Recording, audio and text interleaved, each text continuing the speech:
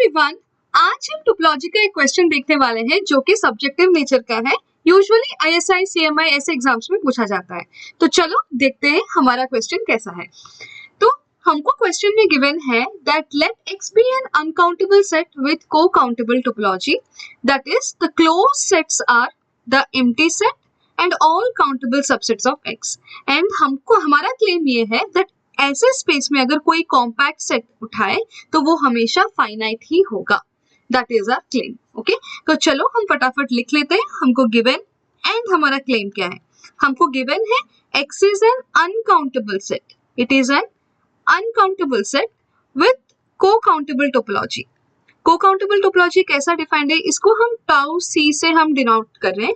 It contains all दो subsets of x such that here U complement is countable. And यहाँ पर हम जब काउंटेबल बोल रहे हैं, finite sets and countably infinite sets दोनों इन्वॉल्व है। ओके, और this U complement is equals to x, यानी कि U equals to 5। So this forms a topology जिसको हम बोलते हैं को काउंटेबल टोपोलॉजी।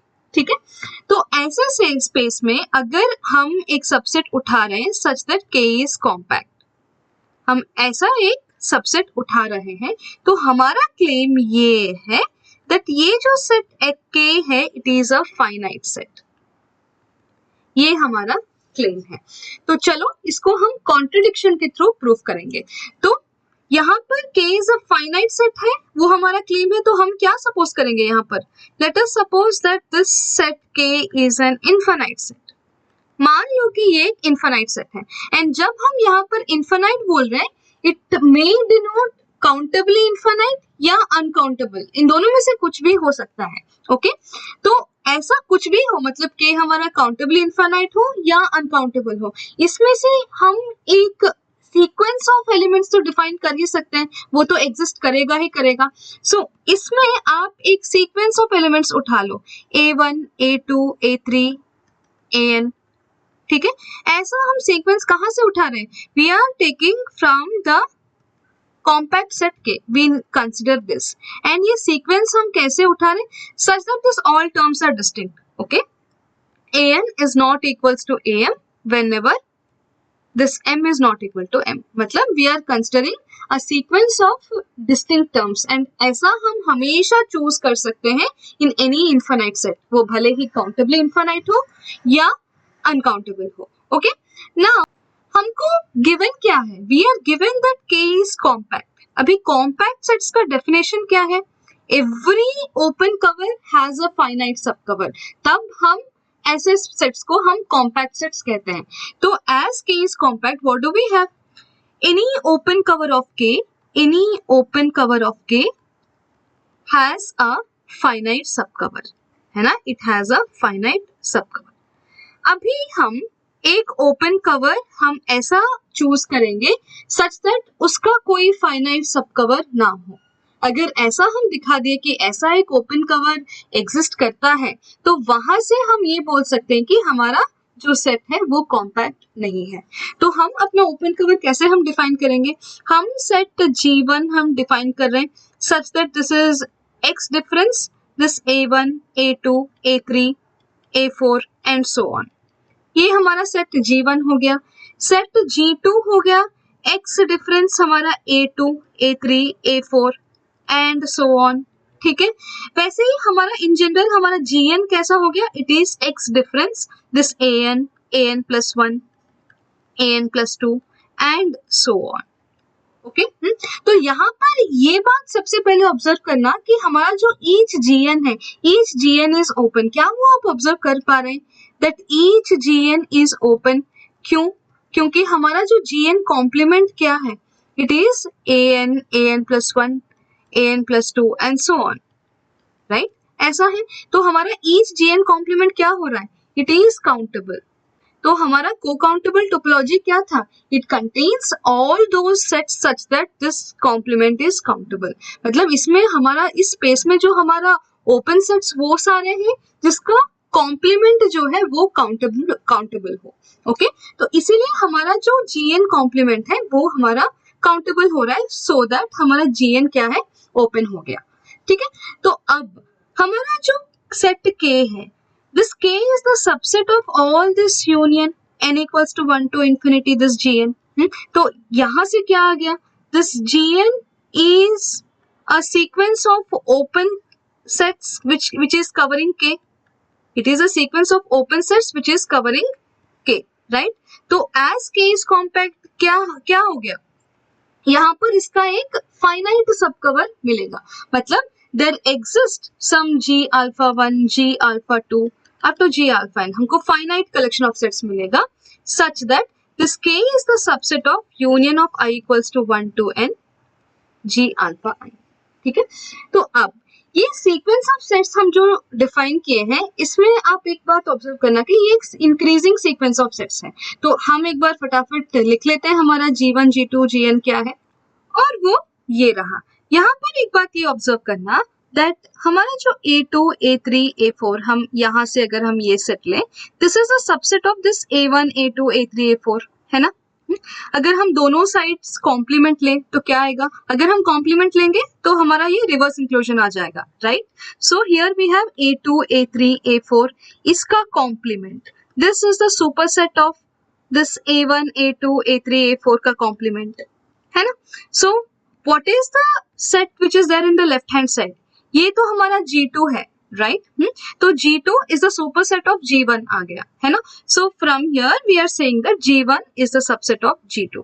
वैसे ही आप प्रूव कर सकते हैं that G2 is the subset of G3 and this sequence continuous. In fact ना ये एक प्रॉपर सबसेट है, ये एक प्रॉपर सबसेट है। क्यों?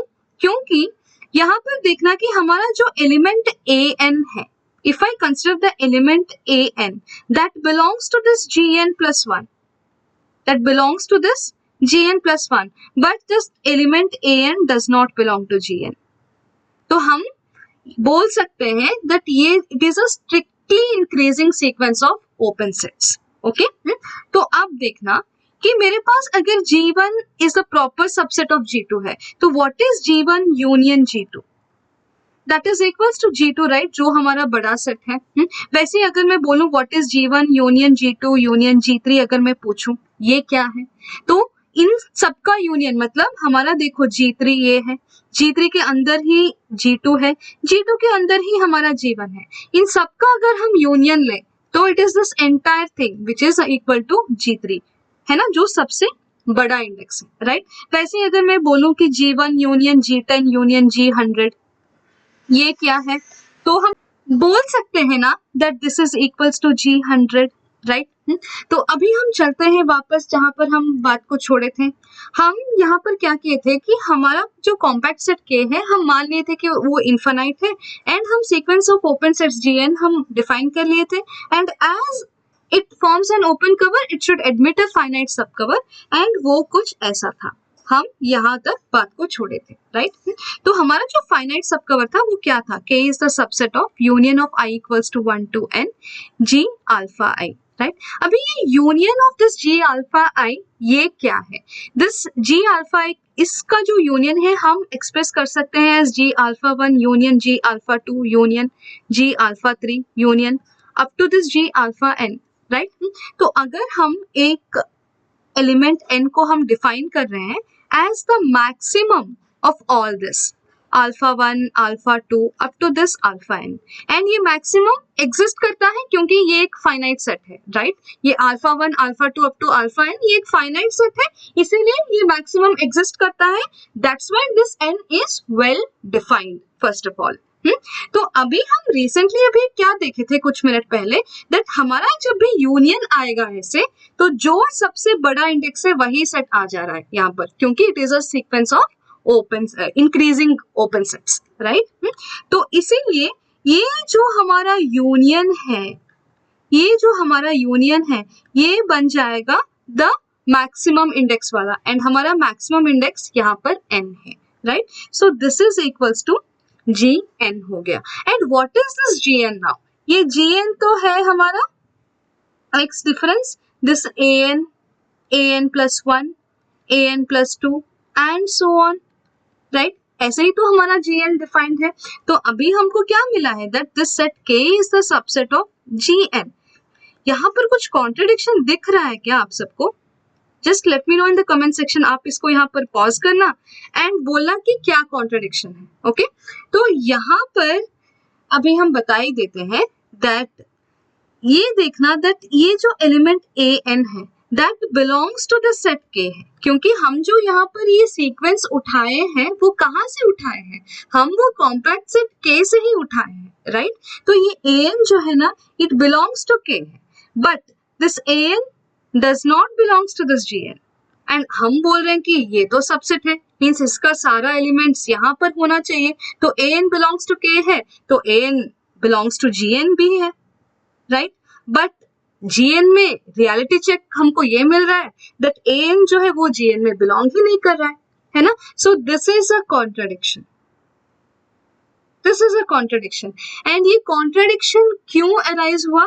It arose because we assumed that k is compact and k is infinite, right? तो that's why compact और infinite दोनों एक साथ नहीं चल सकते हैं। So if k is compact, that implies that k is a finite set. Okay, that implies that k is a finite set. यही same question in form of MCQ आपका गेट 2024 या 2025 में ये पूछा गया था ऑलरेडी। ओके, तो आप अगर इस वीडियो को देख रहे हैं it is going to help you for your GATE examination also. ठीक है, so till then be happy and keep learning. See you in the next video.